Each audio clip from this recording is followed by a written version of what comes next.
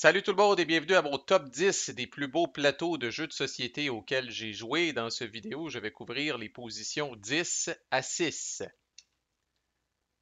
Et voilà une nouvelle playlist que j'ai appelée le Top X, dans laquelle je vais couvrir mes préférés dans toutes sortes de différentes catégories. C'est à la suggestion de fidèle auditeur qui m'a dit poliment, Marco, fais donc comme tout le monde, puis fait des top quelque chose, top 5, top 10, top 100 sur toutes sortes d'affaires. Ça va aider à promouvoir ta chaîne. Fait que, coudonc, je suis pas plus fou qu'un autre, puis je vais le faire. Puis j'avoue que ça l'arrivait des fois dans les vidéos où je disais, par exemple, dans le cas des plateaux, ça c'était un asti de beau plateau, c'est un des plus beaux que j'ai vu. Puis là, les gens commençaient à être curieux, puis à dire, mais encore, est-ce vraiment le plus beau que tu as vu, ou est-ce qu'il y en a d'autres, puis on aimerait ça les connaître, puis tout le kit. Fait que, évidemment, disclaimer, tous les goûts sont dans la nature. C'est très subjectif, une playlist comme ça sur l'esthétisme puis le graphisme des plateaux en général. Mais surtout, je me suis donné comme critère pour pas m'étendre esti, puis passer ma vie sur Board Game Geek, là, dans les galeries d'images, pour essayer de dire oh, Chris, lui, est encore plus beau qu'un autre. J'ai gardé ça simple, il faut que ce soit des jeux auxquels j'ai joué. Fait que déjà, ça restreint la liste en sacrament, parce que je suis assez difficile. Puis évidemment, ça va centrer la liste sur les wargames, les jeux historiques, Ameritrash peut-être un peu, mais vous n'aurez pas beaucoup d'Eurogame là-dedans parce que je n'y joue pas de manière générale. Fait qu'en tout cas, c'est très très personnel comme liste, mais mon but c'est de vous faire découvrir peut-être d'autres jeux. Puis de parler de ces jeux-là aussi, mine de rien, au fur et à mesure. On va pas rien que les regarder puis baver pendant 2 minutes sur chaque. Je vais vous parler du jeu un petit peu, étant donné, comme je dis, que j'ai joué à tous ces jeux-là. Fait que là, il y en a peut-être des curieux parmi vous qui disent Marco, t'as juste 9 fichiers ici, what the fuck? T'as pas été capable de te rendre à 10. J'ai été capable de me rendre à 10, mais la position numéro 10 comme telle, je l'ai ouvert dans Vassal parce que c'est un jeu qui vient avec 4 plateaux. 4 maps vraiment que vous devez placer l'une à côté de l'autre là, quand vous jouez un hostie de scénario gigantesque, là. Euh, Fait que j'ai trouvé que c'était mieux de le présenter dans Vassal. Fait que présentons-le justement sans plus tarder. Il s'agit du jeu 1914 Nach Paris de VUCA Simulation.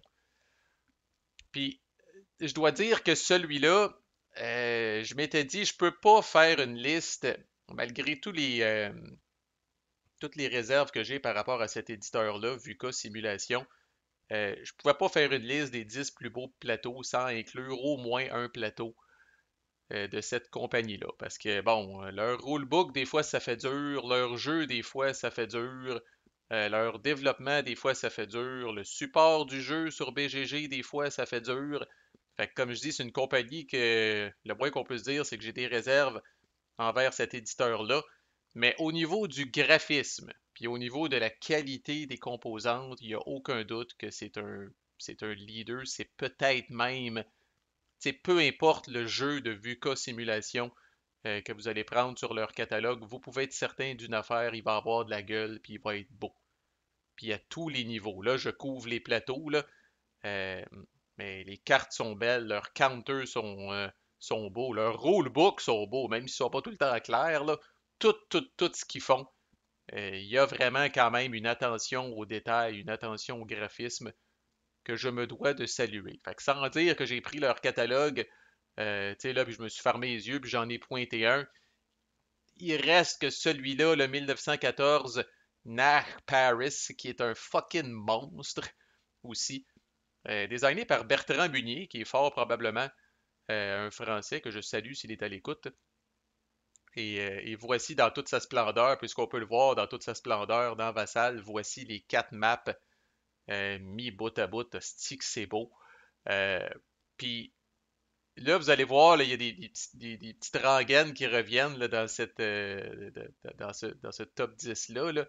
Mais une affaire, moi, que je trouve toujours intriguant quand je regarde des plateaux et qui me donne le goût de jouer au jeu, c'est quand je vois des affaires et que je me dis, ce que c'est ça, si, puis quel.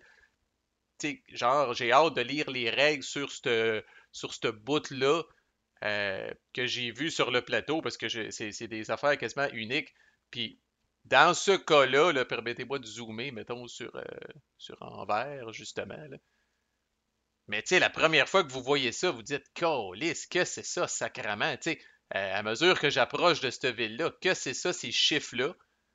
Euh, tu sais, là, tous les petits symboles, puis tout ça, puis tu sais, quand je vais arriver dans cette Hexside-là, qu'est-ce qui va se passer? Puis quand je vais arriver à Anvers même, style l'hexagone d'Anvers, what the fuck is this?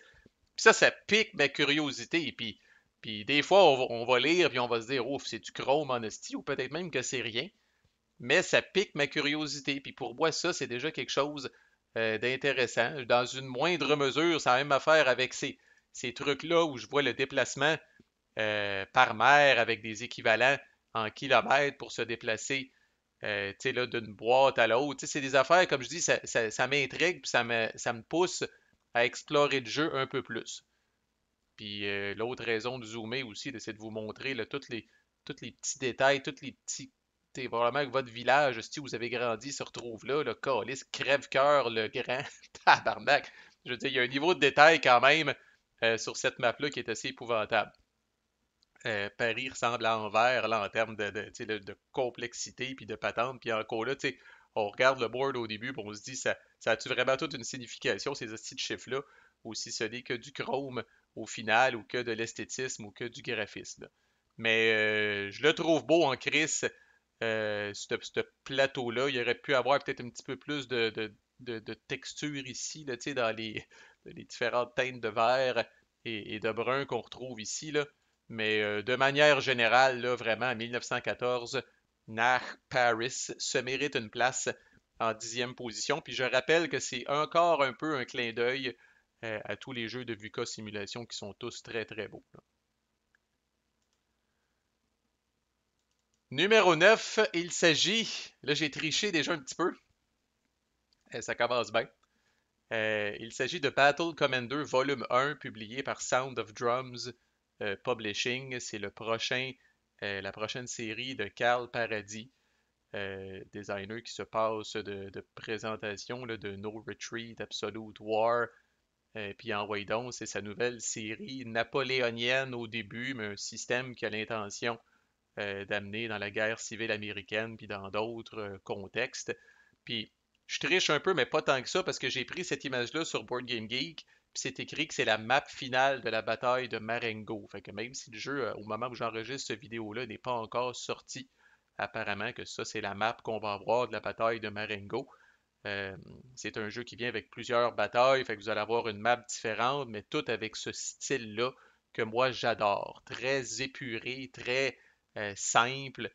Euh, bon, on a beaucoup parlé, puis vous aurez l'occasion de l'expérimenter. J'ai playtesté cette affaire-là, là, mais tu sais, les fameux carrés, est-ce que c'est pareil comme des hexagones, mais c'est juste une autre façon? Je vais vous laisser le découvrir en temps et lieu. Mais j'aime beaucoup la signature artistique de ça. J'aime beaucoup, comme je dis, la clarté de tout ça. C'est un board qu'on a juste le goût de mettre des blocs dessus, puis de commencer à jouer là, tu sais, tellement que c'est beau. J'aime moi aussi personnellement, tu sais, que les jeux qui vont prendre la peine de faire un effort, tu sais, on s'entend, là, tu sais, on aurait pu dire que au niveau des terrains, là, tu sais, Cassina, Bianca, Spinetta, Parodi, Cassina, Grossa, c'est probablement tout le même type de terrain, là, tu sais, qui est comme un village. Mais moi, j'aime quand on prend la peine de les mettre différentes, ces places-là. Pour moi, ça donne un look, ça donne une saveur au board. Puis c'est pour ça que j'ai retenu Battle Commander sur la liste. Euh, Au niveau du gameplay, je suis curieux, je suis pas certain. J'ai playtesté, c'était pas tout à fait final. Moi, j'ai eu des petits arrière-goûts qui sont pas nécessairement super savoureux, le d'Absolute War en termes d'interaction avec les cartes. C'est un jeu qui semble totalement fait pour moi, avec énormément de cartes, beaucoup de flavor. Euh, Par contre, au niveau des fois de l'interaction des cartes avec les règles, puis tout ça, je me prenais la tête un petit peu. J'ai hâte de voir le package final. Je vais lui donner sa chance. En cours de playtest, comme je disais, j'ai pogné des bouts un petit peu raboteux. On va voir qu'est-ce que Carl au final avec Sound of Drums puis en Waydon vont faire avec le truc final. Mais il se mérite toujours bien la 9e place sur le top 10. En huitième position, ben là, on a quelque chose. Là, on a une vieille cochonnerie. En tout cas, euh, est-ce le seul Trash sur la liste? Non, c'est vrai, j'en ai un autre. Middle-earth Quest de Fantasy Flight Games, publié en 2009. C'est vieux en crise, puis on le voit avec l'image, là, tu sais, dans le sens où vous savez qu'un jeu est vieux, là, quand sur une image digitale, vous voyez les plis du plateau. Là, tu sais, c'est que ça, le module Vassal puis le module Tabletop Simulator, on voit qu'ils ont été faits. Tu sais, dans le temps, les gens scannaient les cartes, scannaient les counters, scannaient le board. Puis calissaient ça après ça dans Vassal du mieux qu'ils pouvaient. À cette heure, euh, les gens s'arrangent avec l'éditeur ou l'artiste qui leur envoie un calice de gros fichiers PDF de 200 MB que vous pouvez zoomer là, jusqu'à quasiment là, jusqu'à l'atome là, pour être capable de voir le niveau de détail. Là. Mais dans le bon vieux temps, c'était pas ça. Si on prenait le board, comme je dis, on le scannait, puis là, on voyait les plis, puis les affaires de même. Mais bon, je vais quand même être capable de vous zoomer, puis de vous montrer. Fait fait que d'abord, la Terre du Milieu, oui. Le Seigneur des Anneaux, oui. C'est un jeu que je pourrais peut-être couvrir à un moment donné, mais tu sais, c'est un autre petite vieille cochonnerie qui est out of print. Fait que c'est quasiment cruel de vous le présenter puis de vous dire comment que c'est bon comme jeu. Mais moi, ce qui m'a vraiment jeté à terre dans ce jeu-là, puis c'est intentionnel que j'aille pas Il y en a qui disent Chris, il va-tu zoomer là? Mais c'est qu'effectivement, toutes les areas, là, si je prends la peine de zoomer, il y a tout un petit dessin différent à l'intérieur.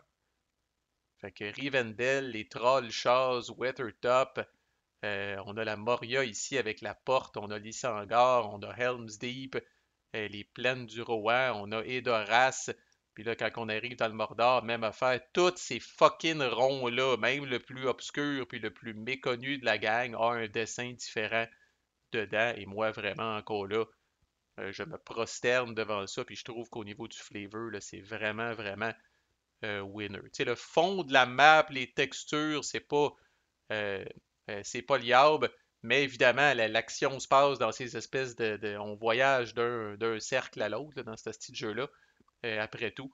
Puis pour moi, qui ait pris la peine de mettre un dessin différent dans chaque, je trouve ça très beau. Le art dans ce jeu-là, au niveau des cartes puis tout ça aussi, c'est écœurant. Puis vous en avez un petit aperçu ici quand vous regardez les personnages de Sauron qui sont là. Puis, le dernier petit bonus d'avoir pris la tour de Barad-dûr ici de Sauron pour être capable là, de mettre à peu près là, tous les trucs que Sauron va gérer dans le jeu. Là. Il fait à même la tour de Barad-dûr qui est imprimée sur le board. Fait que nice touch final pour ça. Middle-earth Quest, un vieux jeu de 2009 de Fantasy Flight Games, un excellent, excellent jeu. Joue très bien à 3 aussi, qui est un chiffre bizarre. Là. Habituellement, là, il joue bien à 3, il joue bien à 4, il joue bien à 2 aussi. Là. Je pourrais peut-être le couvrir éventuellement sur la chaîne là, si vous me dites que c'est pas trop de vous torturer, de vous parler d'un jeu que probablement vous allez devoir payer cher pour être capable de vous le procurer usagé. Numéro 7. Alors là, c'est le seul euro qui est sur la liste. Il s'agit de Tricarion Legends of Illusion. Euh, des fois, quelqu'un va me tordre le bras puis va me faire jouer à un euro. Si c'est un worker placement, comme c'est le cas ici, vous devez me tordre le bras encore plus fort. Fait que à la limite, c'est quasiment un miracle que ce style de jeu-là se soit retrouvé sur la liste. Mais, mais pour une fois, je trouve que c'est un euro qui a fait un effort au niveau du thème, contrairement à la majorité des euros secs que je connais, là, où le thème est vraiment collé par-dessus, puis on s'en calisse. Mais pour ceux qui ne connaissent pas, dans ce jeu-là, là, vous êtes un wannabe magicien là, qui va gravir les échelons, qui doit préparer ses numéros, s'approvisionner en ingrédients puis en cossins de toutes sortes pour venir à bout d'aller faire son show là, sur le stage qui est ici. Là. Puis évidemment, ben, c'est l'attention aux détails, c'est la ville, là, quand vous allez au marché pour aller vous procurer vos cossins ici là, ou dans ces endroits-là. Là, il aurait pu faire comme bien d'autres jeux, puis juste mettre des petites cases partout. Là. Mais vous avez vraiment l'impression, la ville, le style victorien un petit peu, là, je trouve ça beau en tabarnak. Puis là, vous faites vos performances, puis tout ça, c'est un vrai stage. Puis ça ici, le bout de la marde, c'est que cette track-là, qui est comme les spectateurs, finalement, les sièges des spectateurs, c'est la track des points de victoire. Fait qu'au lieu de faire la sempiternelle track là, tu sais, qui fait le tour du board, là, tu sais, je trouve ça extrêmement flavorful euh, que la track de points de victoire soit reliée à quelque part au nombre de sièges qu'il y a dans la salle, au nombre de gens peut-être qui se déplacent pour venir voir votre spectacle. Fait que, tu sais, je trouve que ça, c'est vraiment une nice touch, là. Mais c'est beau en crise. C'est un hostie de beau plateau. Euh, Puis il y a tous les travers que je déteste des calices de euros avec les hosties d'iconographie ici, là, de dire t'échanges ça contre ça, puis t'échanges ça contre ça, puis là, faut que tu check les sacraments d'icônes, là, ça me fait chier au plus haut point. Le worker placement, ça me fait chier. J'ai pas aimé le jeu, pantoute. Mais hostie qui est beau, là. Ça vient en plus avec un crise de livre de trucs que tu dois regarder, puis que tu dois, Chris, là, que tu dois apprendre quasiment, puis fouiller là-dedans, tu sais, puis en tout cas, c'est le comble là, c'est pas multiplayer solitaire parce que tu sais, c'est worker placement puis quelqu'un peut te faire chier et aller voler ta place avant toi, là. Mais autrement, là, chacun fait sa petite affaire. Mais au moins, on fait notre petite affaire sur un sacrament de beau plateau, là. Et numéro 6 là, c'est le début de ce qu'on va appeler là, le Terry Leeds Show, là. Mais numéro 6 Imperial Struggle, une déception pour moi au niveau gameplay. Je l'attendais de pied ferme. Là, on l'annonçait comme étant le successeur spirituel de Twilight Struggle. Finalement, asti, il n'y a presque pas de cartes. Puis c'est très différent. C'est beaucoup plus, là, je vais avoir l'air d'un hostie de tata en disant ça, là, mais c'est beaucoup plus cérébral que Twilight Struggle. Puis, tu sais, moi, les jeux où il faut réfléchir, donc j'exagère, mais tu sais, moi, ça me prend un petit peu plus de hasard, puis un petit peu plus d'affaires. Probablement parce que je vieillis, puis je suis pas capable, moi, d'optimiser 56 millions de mes affaires, puis de dire, OK, avec les points que j'ai, je vais aller prendre cette place-là. Puis il faut dire que au look, en tout cas, c'est très beau quand on regarde là, les détails, puis tous les trucs. Mais quand vous jouez, effectivement, la charge mentale elle est là en crise. Là, puis le chrome visuel, il est là en sacrament aussi. Là. Puis où est-ce que je m'en vais avec mes trois petits points diplomatiques ou mes deux petits points militaires, là, ben, asti, bonne chance. Là, t'sais. Mais on ne peut nier que c'est beau en sacrament. Évidemment, GMT qui pense peut-être que ça allait être une plus grosse vache à lait encore que ça ne l'a été en fait. Là. Il s'est quand même bien vendu, là, mais je pense que ça n'a pas été là, il n'y a pas à côté Twilight. Ça n'a pas été Twilight Struggle numéro 2 là, qui a vendu autant de copies puis tout ça. Mais c'est pas faute d'avoir mis le paquet. Ils sont allés chercher, spoiler, un des meilleurs. Si c'est pas le meilleur selon moi, Terry Leeds. D'ailleurs, les 5 prochains jeux là, que vous allez voir dans le top 5, là, je me demande s'ils sont pas tous de Terry. Là. Mais en tout cas, c'est très clean, c'est très beau, c'est très propre, c'est très fonctionnel comme affaire. Là. Puis le plateau a de la gueule. Là, fait que c'est peut-être pas les mécaniques préférées de Marco, là, mais au niveau du board, on reconnaît sans aucun doute la signature de Terry Leeds. Puis je trouve que c'est quand même ça valait la peine de le souligner. Puis il se retrouve au numéro 6. Fait que manquez pas la suite, 1 à 5, dans le prochain vidéo qui va suivre. À plus!